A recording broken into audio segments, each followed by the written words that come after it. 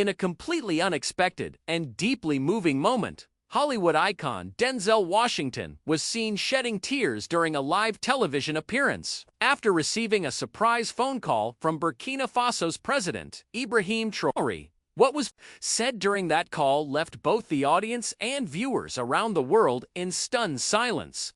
This unforgettable exchange served as proof that true leadership and genuine respect can surpass borders, cultures, and even fame itself. It was supposed to be just another ordinary late-night talk show.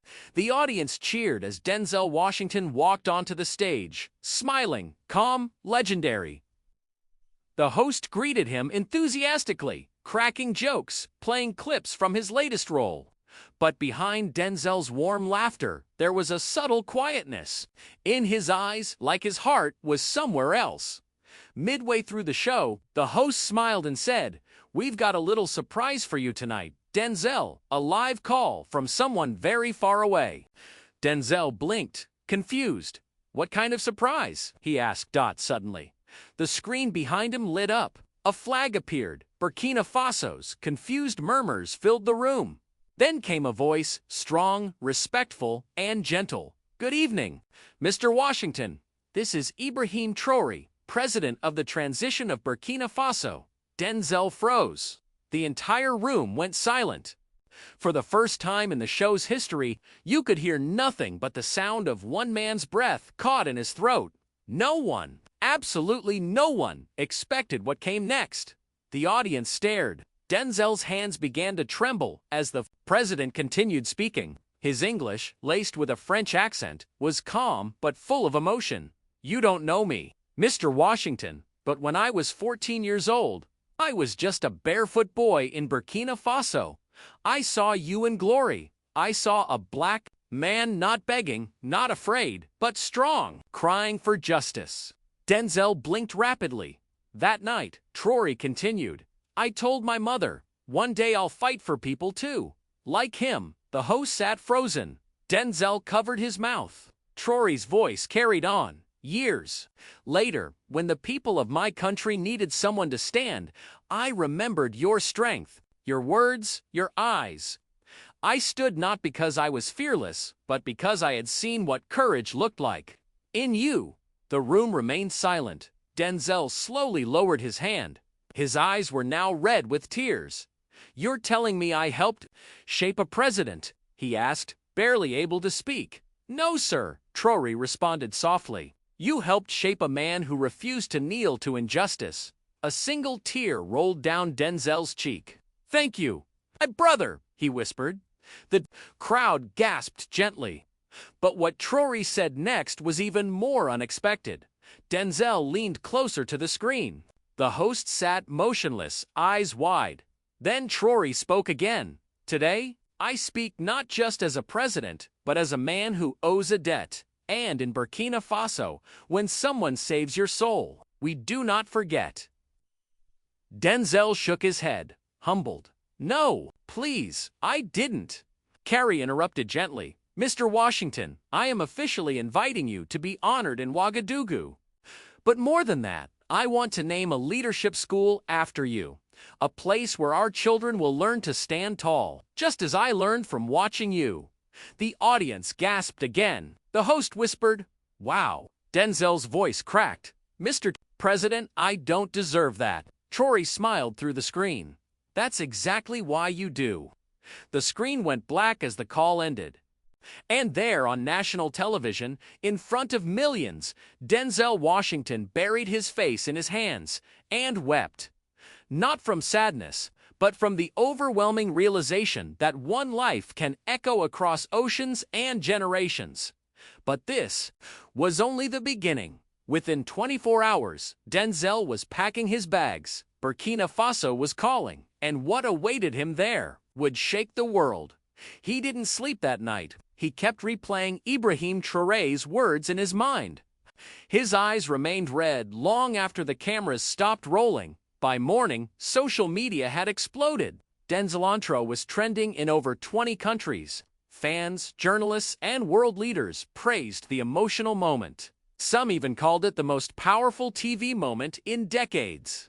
But, while the world reacted, Denzel was quietly packing, not for a film, but for something that felt divine. He booked the next available flight to Burkina Faso. No entourage, no spotlight, just him, a small backpack, and a heart filled with emotions he couldn't explain. As the plane lifted off the ground, he stared out the window and softly whispered, "I don't know what's waiting for me, but I know it matters. I'm walking into this, and though I don't fully understand, I know I need to go." Back in Ouagadougou, President Traoré stood silently at a palace window, eyes fixed on the distant runway. His aides approached and asked, "Should we notify?" The press. Traoré shook his head. No cameras, no speeches, just truth. Something powerful was about to happen. Neither man knew that in just 48 hours, they would both cry again, this time, together. When Denzel's flight touched down, there were no flashing lights, no red carpet, no cheering crowd, just stillness. A black SUV waited quietly on the tarmac. Next to it stood a lone figure, dressed in plain clothes, no medals, no formality. It was him, President Ibrahim Traoré. Denzel stepped off the plane. Slowly, their eyes met. And for a long moment, no words were needed. They embraced, not as a Hollywood icon and a national leader, but as two men, two lives unexpectedly connected across continents. "I'm honored you came," Ibrahim said. Denzel smiled softly. "I didn't come as a star, I came as a brother." The SUV rolled through dusty roads. They passed markets, homes, and children, running barefoot, waving as the car went by. No one knew who was inside. Eventually, they stopped outside a modest clay house with a tin roof, sun-faded and humble. "This was my home," Traoré said quietly. He opened the door. There were no guards, no luxury, just silence, woven mats, and time-worn photographs. He handed Denzel an old, wrinkled picture. In it, a small boy clung tightly to the hand of an older woman. "She raised me," he said. "My parents worked day and night. She fed me, bathed me, and told me stories of strength." Then, in a whisper, "And she's still alive." Hey. Drove for another hour, winding through rural village roads. Hardly a word was spoken. Denzel stared at the photo. The woman's eyes were gentle, her smile wide, her strength the kind only time could give. "Where is she now?" Denzel finally asked. Traoré's jaw tightened. "She still works, cleaning classrooms in a rural school." Denzel turned slowly to face him. "She's 85. The president nodded. "She never asked for help. She said, 'God gave me legs, I'll use them until he takes them.'" When they arrived, the school looked old but full of life. Children ran barefoot, drawing in the dust with sticks. Then she appeared, bent but proud, a broom in her hand. The same woman. From the photo, Denzel froze as he stepped out. Ibrahim walked toward her. She looked up, her eyes welled with tears. "Ibrahim," she whispered. He ran into her arms. "Ma Hawa," he sobbed. They cried together. Then Denzel stepped closer. She looked at him and gasped. Her hands shook. You're him," she said, placing a trembling hand on his face. And in that quiet courtyard in Burkina Faso, time stood still. 3 souls, 3 stories, 1 sacred moment that would move hearts across the world. But what came next would shake the entire nation. Under the shade of an ancient baobab tree near the school, Mama Hawa sat between Denzel and President Traoré. Her hands were rough, her back slightly bent, but her voice still warm.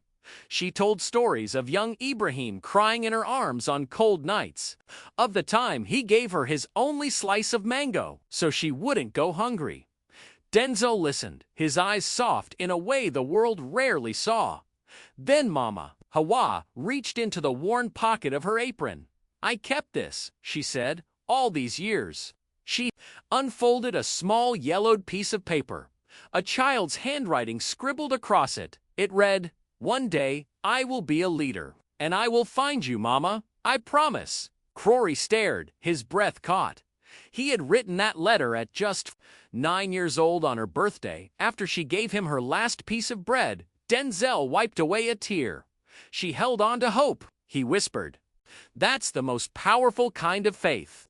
Suddenly, a young student came running, laughing, barefoot, holding a cracked plastic ball. "Mama, will you play?" he called out, and she did. Still barefoot, still smiling. But something shifted inside Denzel. He was no longer just a visitor. He had found something sacred. That evening, Denzel and Traoré returned to the palace, but the atmosphere had changed. Both men were quiet, reflective then. Ibrahim stood. "I want to show you something I've never shared with anyone outside my family," he said. He led Denzel down a private corridor. Stone walls, footsteps echoing, no guards. At the end, a thick wooden door. He unlocked it. Inside was a small, dimly lit room. The room was filled with old books, faded journals, hand-drawn maps, and one large framed photo, Mama Hawa and a young Ibrahim, both laughing without a care in the world. "This," Traoré said softly, "is my real treasure room." Denzel was speechless. Traoré reached for an old worn notebook. Inside were pages filled with handwritten notes, his earliest dreams for Burkina Faso. "All of this started with her," he said. "I'm only here because she believed I was worth something, even when I had nothing." Denzel gently touched the paper. "You lead like a son who never forgot what love looks like." Traoré nodded. "And I want the world to understand, leadership isn't about power. It's about gratitude." The room fell silent. Two great men, one shared mission, to honor the woman who shaped a president. And in that silence, Denzel had an idea that would take everyone by surprise, especially Mama Hawa. The next morning, just before dawn, Denzel sat on the palace terrace, watching the sun rise over Ouagadougou. Mama's face, her laugh, her strength, it kept playing over. And over in his heart, Ibrahim joined him, cup of tea in hand. "I had a thought," Denzel said. "Let's give her the honor she never asked for." Traoré smiled slowly. "I was hoping you'd say that."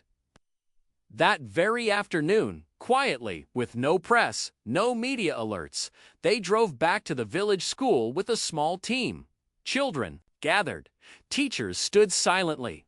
Mama looked confused. "What's happening?" she asked softly. Then President Traoré knelt before her. In his hands, a small velvet box. Inside was a golden medallion, engraved with her name and the national seal of Burkina Faso. His voice trembled as he spoke. "For your service to this nation, as a mother, a teacher, and a guardian of hope." The children burst into applause. Denzel stepped forward, eyes full of tears, and from the world of cinema, he added, holding an envelope. "I spoke with my producer this morning. Your story will become a movie, and every cent it earns will go toward building schools in your name." Mama Hawa dropped to her knees, sobbing. She had spent her entire life giving, and now, at last, she was receiving, but the biggest surprise still lay ahead. 3 days later, Denzel Washington returned to Los Angeles for a live appearance on one of America's biggest talk shows. It was supposed to be lighthearted, red carpet stories, upcoming films, laughter. But behind his famous smile, something had changed. As the cameras rolled, the host asked about his recent trip to Africa. Denzel paused, then said quietly, "Can I take a call?" The host laughed, surprised. "Live." Denzel nodded. The studio crew scrambled. Seconds later, the screen behind them lit up.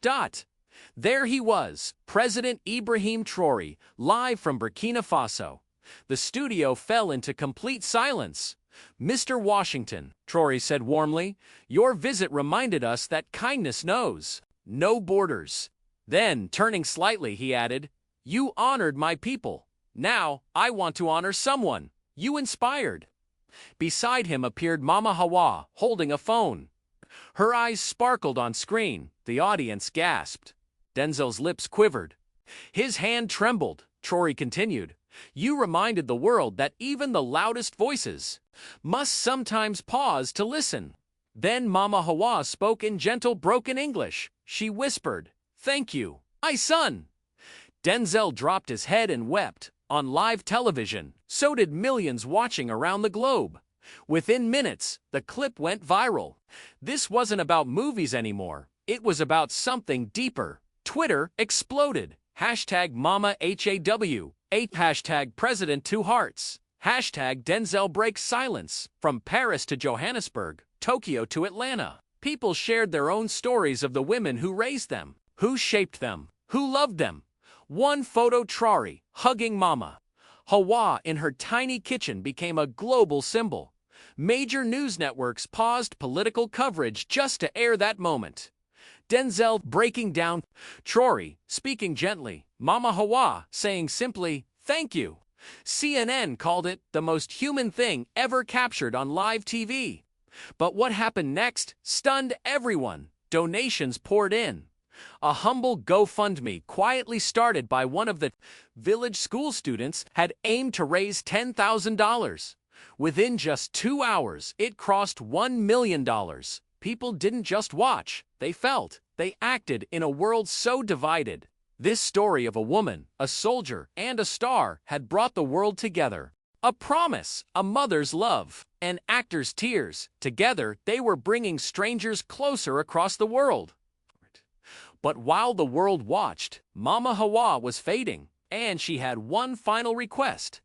By the 6th day of this unforgettable week, Mama Hawa's body was growing tired. He had smiled for days, hugged countless people, spoken with presidents and movie stars. But now her body was whispering, and she understood. She asked to speak privately with Denzel and Ibrahim. They came to her small, quiet room in the village. No cameras, no microphones, just 3 souls in one space.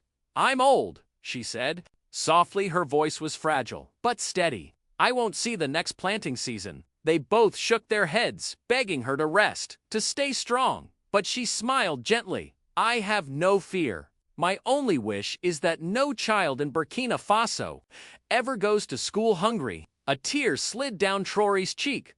She reached out and took Denzel's hand. "You tell stories that matter. The world listens to you. Tell this story." Then, from beneath her pillow, she pulled out a small, faded scarf. It was torn, worn, but carefully stitched. The same scarf young Ibrahim once tied around her arm when he would pretend to be president. She placed it in Traoré's hands. "My first medal," she whispered, and then her final words, "Take care of each other." They held her as her eyes gently closed. The sun outside was rising, and so was her legacy. President Ibrahim Traoré stood silently beside Mama Hawa's bed, still holding the scarf. The air in the room smelled of shea butter and old books. Denzel knelt at her feet, his head bowed, his shoulders trembling. Then, quietly, Traoré spoke. "She gave me everything when I had nothing, and now I must give everything back." He turned to Denzel, holding up the scarf like a royal emblem. "We will build something in her name. A school, a garden, a future." Denzel looked up, eyes swollen. Yes, we will. I'll help." Outside, people had gathered. They somehow knew. She was gone. President Traoré stepped forward, raised the scarf, and addressed the silent crowd. "Mama has gone to rest, but her spirit will feed generations." The people broke into tears. In less than 12 hours, the news had spread around the globe. Burkina Faso declared a national day of mourning for Mama Hawa. That night, Traoré made another promise during a press conference. "Every child in Burkina Faso will know her name and Denzel." He quietly canceled all his upcoming appearances. "I've played kings and generals," he said, "but today I serve a mother." The next morning, the sun rose gently over Burkina Faso. A simple wooden casket sat in the center of the village square. No golden statues, no velvet ropes, just flowers, drums, and silence. President Traoré walked behind the casket alone, carrying only one thing, the scarf. Denzel followed, His suit wrinkled from sleep, his eyes red. They didn't speak. They didn't need to. From across the world, leaders sent messages of condolence. But what moved people most was a small boy from Niger. He walked barefoot for 2 days just to deliver a letter that read, "Thank you for raising our president." As the casket was lowered into the earth, the village began to sing. Children wept, elders clutched their chests. A bird landed on the grave and didn't move. Then something happened no one expected. Denzel stepped forward. He reached into his pocket and pulled out a necklace. It was his father's. "She reminds me of him," he whispered. Strong, quiet, never asked for anything. He placed it on her grave. "Goodbye, Mama." Even the cameras stopped filming. Some things are too sacred for screens. That night, President Ibrahim Traoré and Denzel Washington sat under the stars on a straw mat. In silence, a small fire crackled gently between them. There were no speeches. They had just buried the woman who shaped both their lives, one with her hands, the other with her spirit. Then Traoré said, "Denzel, this week, I remembered who I am." Denzel nodded. "Me too." In that quiet night, they made a pact. Not written in ink, but sealed in pain, gratitude, and hope. Within hours, plans began for the Mama Hawa Foundation, a joint initiative to provide food, education, and emotional healing for rural children in Burkina Faso and beyond. And Denzel, he committed an entire year's salary to make it real. From his next film earnings, Denzel committed everything. But it wasn't the money that hit the hardest. It was a new short video he released just before leaving for home. Looking directly into the camera, he said, "If a woman in a remote village can raise a future president and touch the soul of a Hollywood actor, then what exactly are we waiting for?" That clip reached 100 million views in under 24 hours. And for a moment, the whole world held its breath. 3 days after Mama Hawa's funeral, Denzel quietly returned to the U.S. No press, no flashing lights, no drama, but his long-scheduled live interview couldn't be canceled. Promotions were everywhere. The networks had already committed. Denzel agreed, but on one condition: "Let me speak from the heart." No scripts. The set was glowing, the audience excited. They expected a few laughs, lighthearted talk, but when the host asked, "Denzel, you've traveled across the world. What's the one moment that changed your soul?" He didn't answer right away. Instead, he reached into his coat pocket and gently pulled out the scarf. Into the mic, he whispered, "President Ibrahim Traoré called me, and I couldn't even breathe," he reminded me. "Greatness isn't in trophies. It's in mothers who clean your wounds and leaders who never forget them." The host, visibly puzzled, asked, "What did he say exactly?" Denzel's eyes welled up. He took out his phone, pressed play on a voice recording, and the room heard Traoré's voice. "Thank you for honoring a woman the world forgot. Oh, but who raised a man the world remembers." That was it. Denzel broke down. On live television, the moment spread like wildfire. Dinner tables paused, newsrooms fell silent, social media froze. The clip of Denzel sobbing, clutching the scarf, playing President Traoré's voice became the most shared video of the year. Comments flooded in. "I've never cried this hard over someone I never knew. Calling my mom right now, who is Ibrahim Traoré. The world needs more leaders like him." Across Africa, forgotten mother stories started surfacing. In America, youth groups held candlelight vigils for Mama Hawa. But in Burkina Faso, something truly magical happened. Children from faraway villages began writing letters, not to Santa, not to influencers, but to President Traoré. One letter simply read, "If I work hard like you, will my mom be proud of me too?"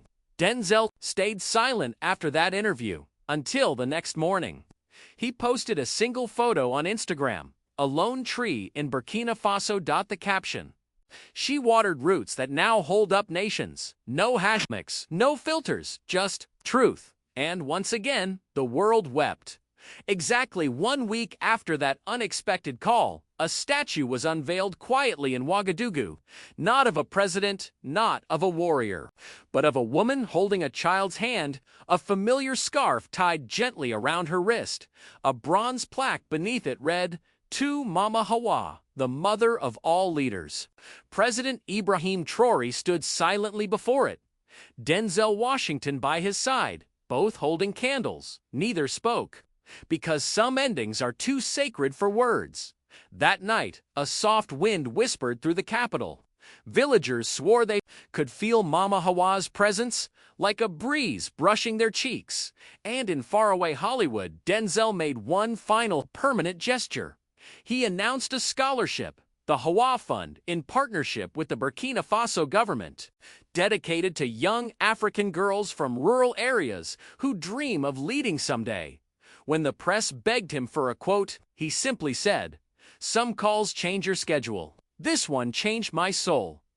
Dear viewers, if this story touched you, made you cry, made you think, or reminded you of someone you love, like, comment, and share. Type below, "I believe in the power of love and leadership." Let your voice matter. Let this story fly.